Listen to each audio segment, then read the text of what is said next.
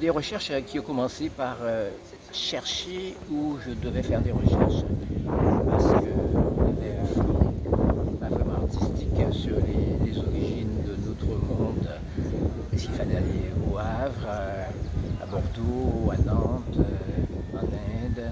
à Londres? Tout cela était assez confus, donc on a fait tout ça finalement, puisque les pièces sont assez éparpillées. Et par exemple, et paradoxalement, on peut aller à Pondicherry, où il n'y a aucune trace d'archives d'immigration indienne à Guadeloupe, par exemple. Il faut aller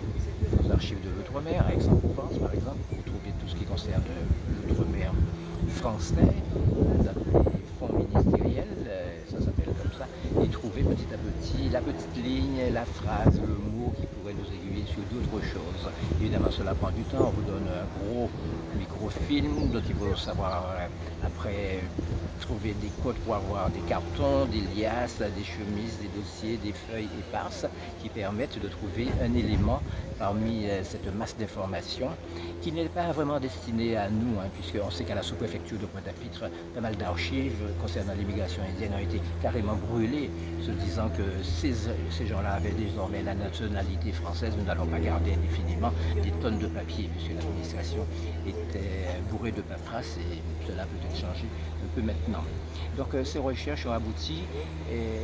avec la numérisation à des collectes d'archives. Et avant la numérisation, déjà avec Jacques Caillachon, un expert en la matière, Jacques Caillachon, dont nous saluons la mémoire, consacré un petit peu par le Gandesh d'or, dont nous sommes à l'origine, puisque Jacques Caillachon a eu ce Gandesh d'or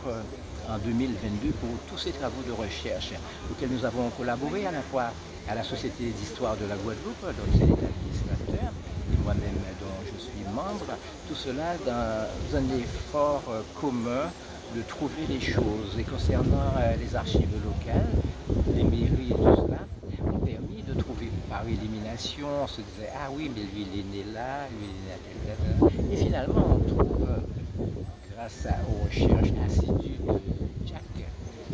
cette date du 27 mars 1855 où une dame accouche de ce premier enfant de sexe féminin qui se trouvait le premier indo-européen, on va dire, dont l'accouchement est aussi un accouchement pour une nouvelle Guadeloupe. C'est un accouchement qui possède d'une maïeutique à la fois physiologique, mais en même temps,